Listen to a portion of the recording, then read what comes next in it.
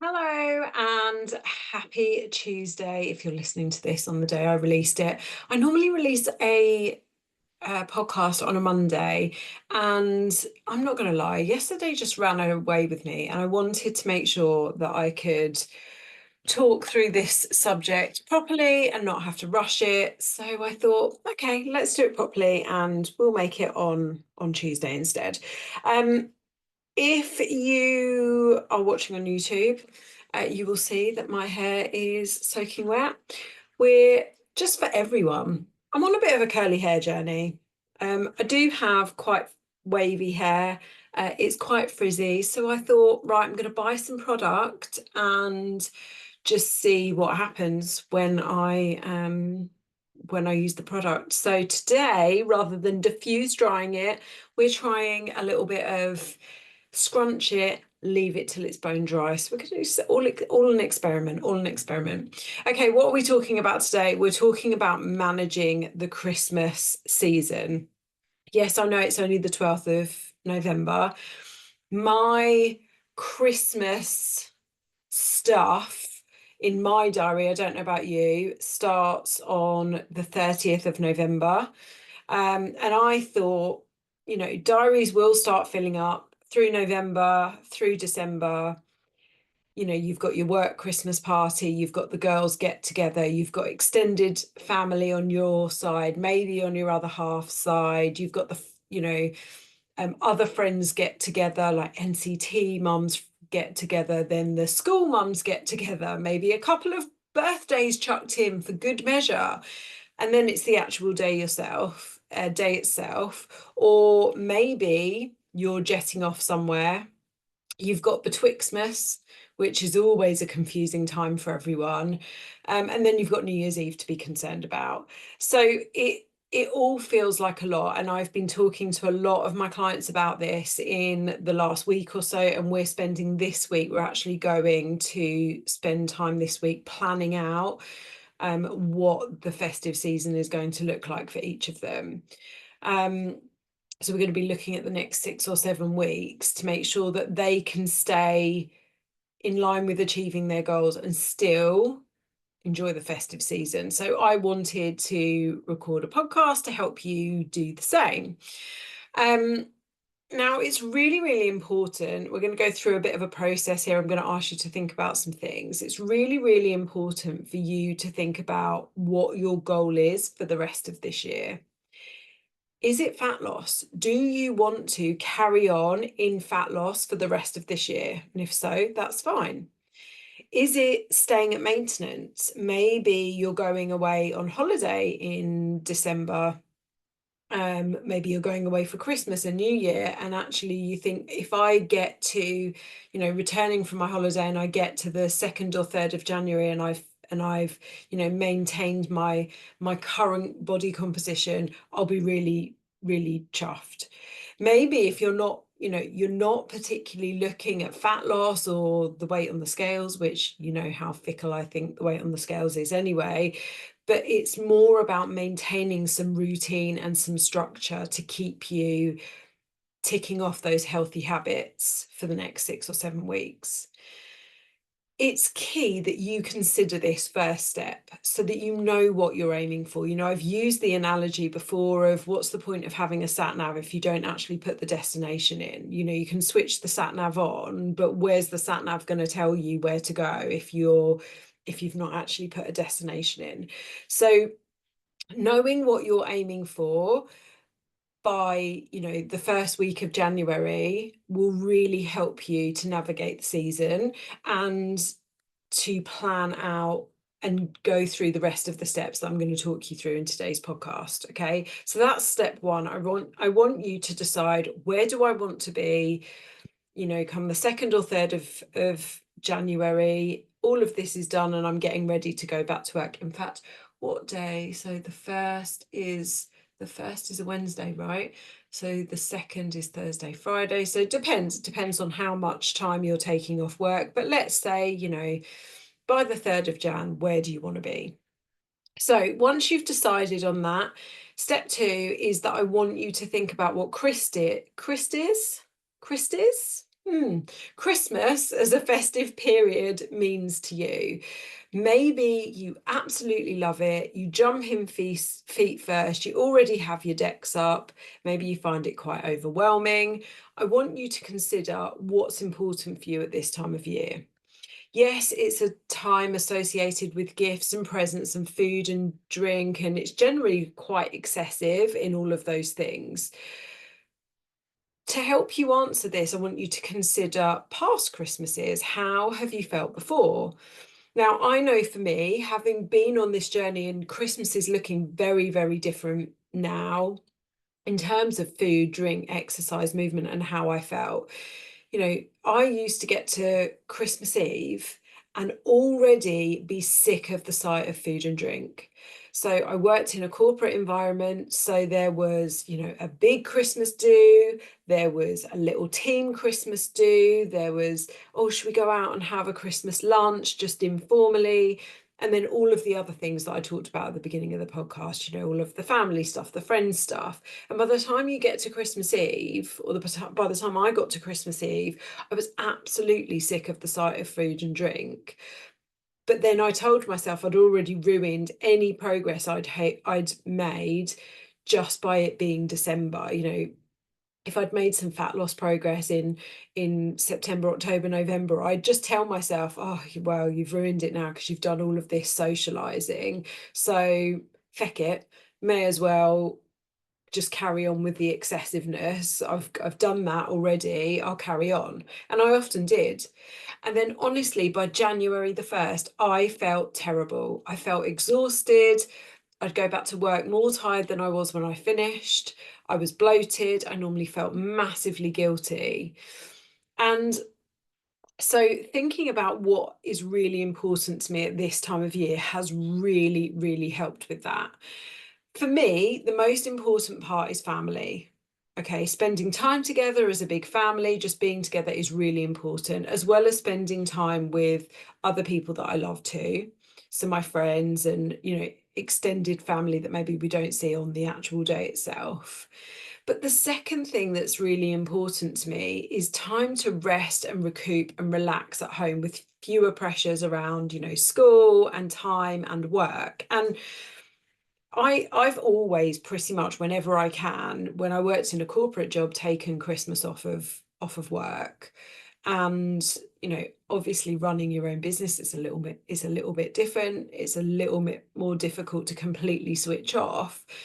But I want to go back to January. I want to come back in January with super high energy and get into the new year with super high energy. And I can't do that if I literally eat and drink my way through December and don't take any care of myself, if I don't, do all of the things that I'll talk to you about later on in the podcast that are like my non-negotiables. So I try to take at least a week off. And like I say, that can be challenging as a business owner, but it's important that I do it.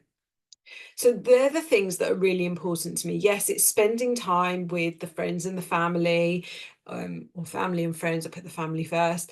And having, we have traditions around Christmas, like I'm sure you all do. But it's also really important for me to feel rested. Most of the days I get up. Sorry, I need to. Henry, stop. Henry's being a bit naughty. Most of the days I'm up at 5:30. I don't want to do that. I don't want to do that across Christmas and New Year. So get some time to relax, to rest, to read, to just do nice things. Okay.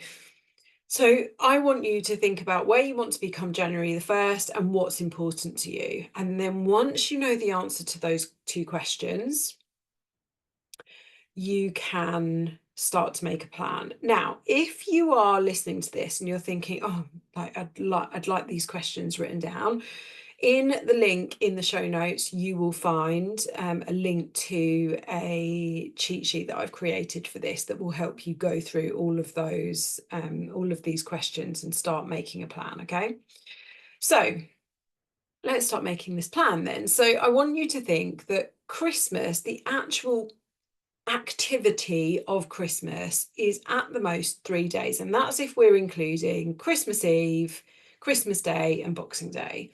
And then maybe you have New Year's Eve if that's a day that you really like to celebrate as well. So that's 4 days out of the 31 days in December. That's 13% of your month. Now, don't worry, I'm not about to suggest that you don't enjoy any other celebrations other than those days. That's not what I'm trying to say.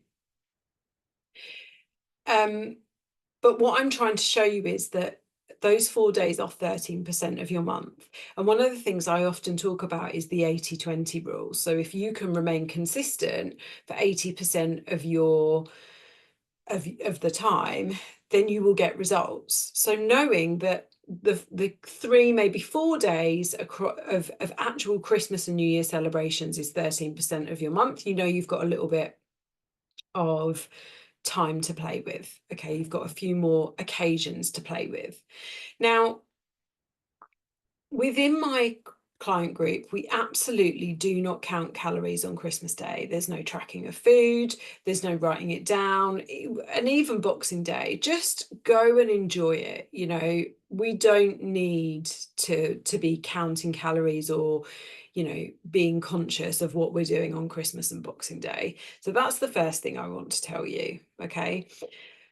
So knowing that we've got these 4 days and that's 13% of your month, I want you to go ahead and look at your diary and think about what are the 5 or 6 days, which is about 20-25% of your month, that are your absolutely feck yes days, okay? So for me, it's my client Christmas party on the 30th of November. It's a night out with my friends. And by the way, these aren't full days. So the client Christmas party will just be in the evening. The night out with my friends will just be the evening. It's Christmas Day, which will be all day. It's Boxing Day, which will be all day. It's New Year's Eve, which will probably involve like a nice lunch out somewhere, party food and a few drinks. And then maybe like a couple of drinks on Christmas Eve. But we tend to have we have a completely different meal. We're not, I know lots of families get a takeaway on Christmas Eve, and we don't do that. That's not judgment on people that do, but I just feel like I would be full up already to start Christmas Day. So we tend to have something homemade, maybe a couple of glasses of champagne, or whatever it is.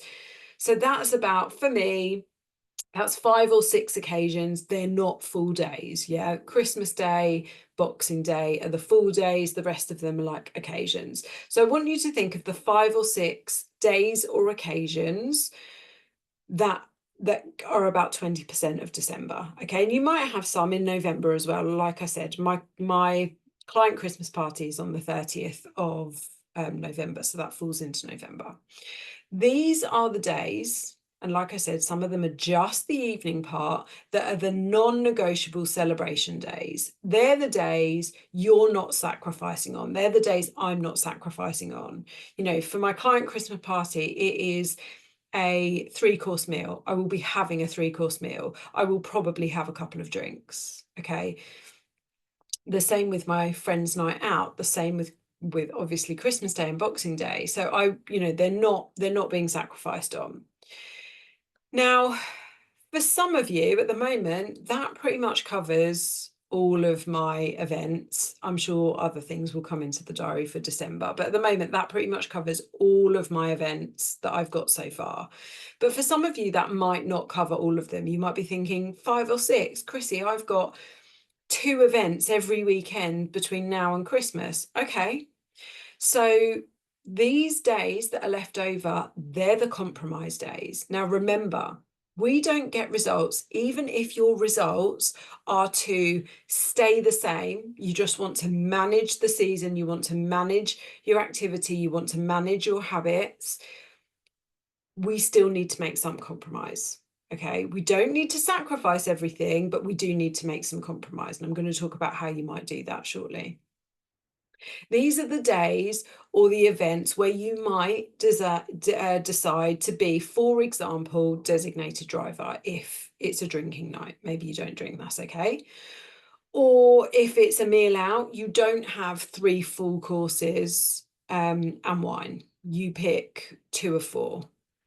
It might be that, you know, you're going out for, and I'm sure this isn't unheard of, going out for lunch and then dinner on the same day, and you decide that you keep, you know, lunch really super protein and fruit and veg focused, and then you pick your 2 of 4 in the evening, right?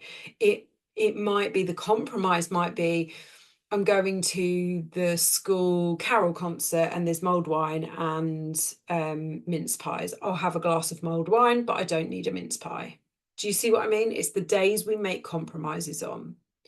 Okay, and I'm going to give you some tips to help you manage some of these events so that you can still enjoy all of them, but some tips that are going to help you to decide. But the thing is, you need to know what they are. So for example, I know that in December it's my brother-in-law's birthday and his girlfriend's birthday within days of each other, so they normally do one night out, and I will drive on that night. That will be the night that I drive. It's the weekend after my client Christmas party. That'll be, you know, Tom will probably drink and I'll be the driver. And if we go out for dinner, you know, I'll probably just have one course and maybe a glass of wine. But I already know that's the day I'm going to drive. Okay. So here's some strategies and some tools that you can use across all of these events. Make sure you get them in your diary. Okay. So calorie borrowing. Now, this isn't something that I use hugely within my coaching, but it is at this time of year, it can be quite useful. But it really depends on how many social occasions you've got in one week. So calorie borrowing is, you know, if you're counting calories, you don't have to be counting calories. I'll tell you how to do this in a second, but it's where you save up to 200 calories per day in the week leading up to an event. Now, I don't want you to borrow any more calories than this per day. Now, if you're not counting calories, that's just, you know, a couple of snacks. That's all it is. It could be maybe a chocolate bar, or if you're used to having maybe a couple of biscuits in when you get home from the school run, it's not having your couple of biscuits, okay, for a couple of days in the week leading up to the event. So say you've got an event on Saturday, if you save 200 calories between Monday and Friday, then you've saved 1,000 calories. So it's really easy to do. Where it does become a little bit more difficult, so I'm quite a small woman, and if I was on dieting calories, 200 calories is quite a lot of calories for me. So just be conscious of that. I've kind of referred to this already, but meals out. So choose from a starter, a main, a dessert, and an alcoholic drink. Choose 2 from those. So if it is not a feck yes situation, if it's a compromise day, we are choosing 2 of a starter, a main, a dessert, and an alcoholic drink. Okay.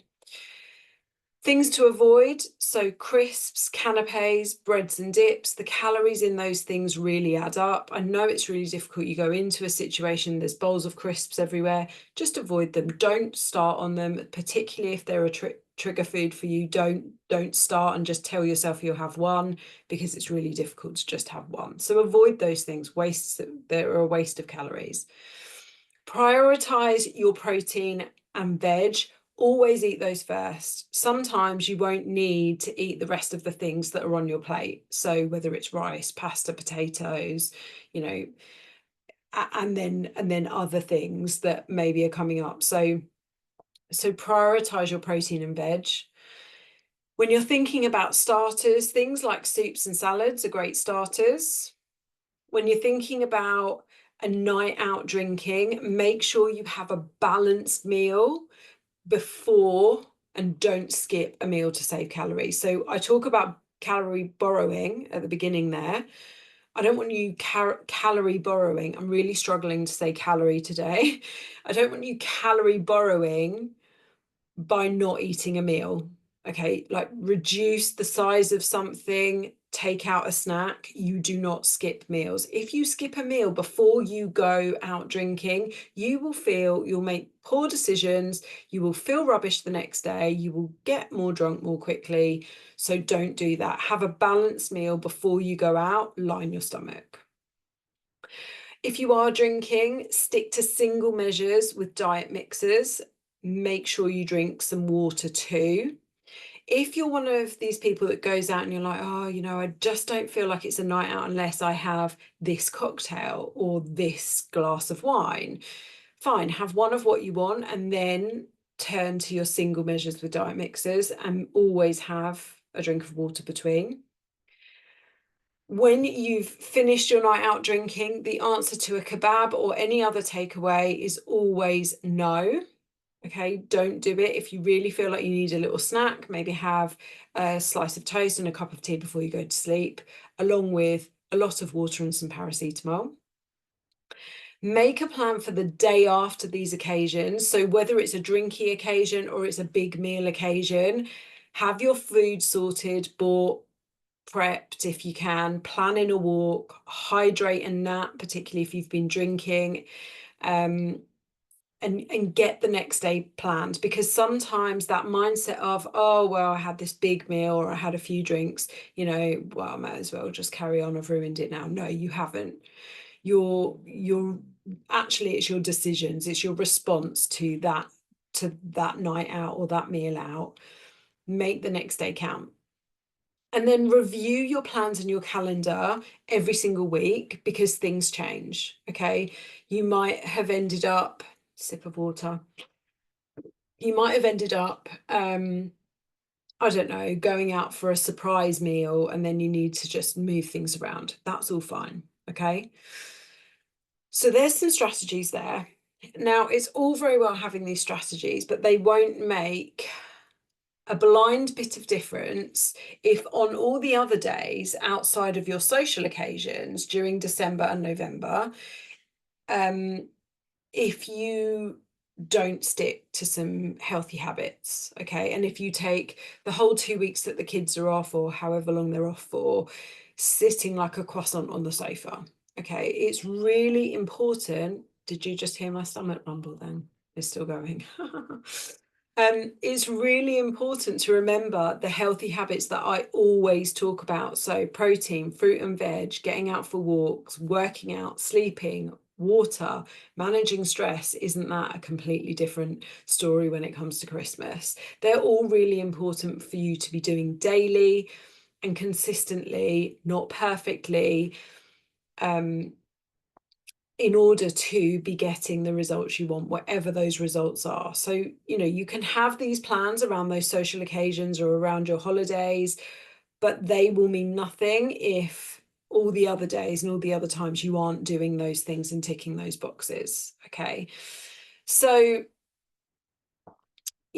I understand that there might be some days where we just want to stay in our PJs until 3 p.m. and eat Terry's chocolate orange watching Christmas movies. Yeah, I get it. And there might be the odd occasion where you do that. But what I want you to start thinking about is what the rest of those days look like. And this is where my Christmas non-negotiables come in. So I think of this as my framework for the period between the 23rd of December and the 3rd of January, but also the things that I try to do in the lead up as well, even when I'm really busy, even when the weather is rubbish. So I know that, we're entertaining between that time. We'll be traveling to Suffolk. There'll be a day, hopefully, where we get to chill at home, and maybe the normal routine needs to flex and change a little bit. And this is where I want you to pick some habits that you'll stick to no matter what day it is. Okay. So you should be doing a lot of these in the lead up anyway. You should be doing these through November and December, but I really want you to focus on that time you've got off, that time you're at home, that time you're traveling around seeing all of the family. What are your absolute non-negotiables? So for me, it will be from the 23rd of December till the 3rd of January. And these are mine. Okay. So a minimum of 8,000 steps daily. I've got a dog. I have to walk him, even in the rubbish weather. The days that becomes a little bit more difficult is when we're driving to and from my parents in Suffolk. So I just need to be really conscious on those days that I get a walk in. 5 portions of fruit and veg daily. Again, that's really normal for me at home, but when I'm eating at other people's houses, when we're traveling, when we're going out for meals and stuff, it can be a bit more difficult, and I have to make a conscious effort to do it, because if I don't do it, I feel rubbish. Where possible, to keep to my regular breakfast, which at the moment is baked oats, but I might go back to my Greek yogurt, I don't know. Apart from on Christmas Day and Boxing Day, because I know I will have something different on those days. Get outside and walk outside one time per day minimum. Again, I have to do that because of the dog, but making sure that I stick to it, can be a challenge again when we are traveling. And then normal gym sessions on the days that it's open and the days that I'm around. So my gym days tend to be a Tuesday, a Thursday, and then a Saturday. Well, it won't be open. I don't think, no, it won't be open on Boxing Day. It will be open on Christmas Eve. It will be open on the Saturday. So actually I could swap my Thursday for a Friday and I could still get in there 3 times. Okay. So I want you to consider what's manageable and appropriate for you within your plans, within the time that you're maybe off work, or you've got the kids at home, or you're traveling around to see family and friends, and make a list of 4 to 6 habits that you're going to maintain during that period. Not forgetting that it's really important that you maintain your healthy habits, leading right up until Christmas as well. Now, this is how me and my clients are staying accountable to our goals without feeling like we need to sacrifice the fun and the parts that we really enjoy. But I want to just take this time to just have a final word on Christmas. Okay, because often what you will get is, oh, come on, have one, it's Christmas. Oh, come on, don't be boring, it's Christmas. Okay, when people make you feel guilty for not having a drink, or not having a mince pie, or not having some quality street, and tell you, come on, it's Christmas, I want you to consider the following. Okay, you can say no, and no is a complete sentence, by the way, in a really polite manner. You do not have to tell them, I'm being good, I'm trying to lose weight, or anything. No, thank you should be enough. And if it isn't, that's their problem. And that sounds really harsh, but often people have a problem with what someone else is doing because it makes them feel insecure that you're saying no to a drink or a mince pie. And think of it this way as well. You don't, you can go and visit someone and they can say, oh, would you like a mince pie? It's not rude to say no, thank you. No, thank you, but I'd love a cup of tea. You don't have to say, you don't have to feel guilty. But like I say, if they persist, it's on them, it's their insecurity. Consider how much more you will plan your feck it days when you stay goal aligned on the other days, when you make compromises on the other days. Okay. And I talk about this quite often when it comes to things like takeaways and stuff. I enjoy a takeaway so much more now because I don't have one every week than I did before, because it feels really special. It feels like something to really look forward to. And it's the same, I feel the same about mince pies, and this is probably a really personal thing, but I don't start buying mince pies as soon as they're in the shops. I saw them in the shops in September. I haven't bought any mince pies yet. I love a mince pie, but I'm not about to start eating them on the 12th of November, because by the time it gets to Christmas Day, I will be sick of them, and I don't want to be sick of them. I want to enjoy them. I want to enjoy my stepmom always brings the puff pastry M&S ones, and I love them, and I want to really enjoy that warm with some cream after my Christmas dinner. It's the same with Christmas pudding. I love Christmas pudding, but and I could quite easily go into the shops now and buy some of those individual ones and have them a couple of days a week. I would love it, but then I would be sick of it by the time it got to Christmas Day, and I wouldn't want it. So don't let other people make you feel guilty. You do not have to explain yourself. You do not have to feel guilty, and no thank you should be enough. Okay. So I really hope this has been helpful for you. As I mentioned, if you want my festive cheat sheet, check the link in the show notes or drop me a message and I will send it out to you. It takes you through this process that I have just helped you with, and just gives you some reminders on what the things are that you can control, and you can put in place all of those strategies.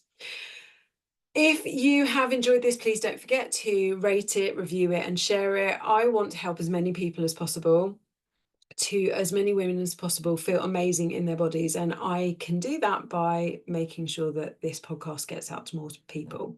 Thank you so much for listening. I'm going to go and have my lunch now because my stomach is really, really rumbly. Have an awesome week. Bye.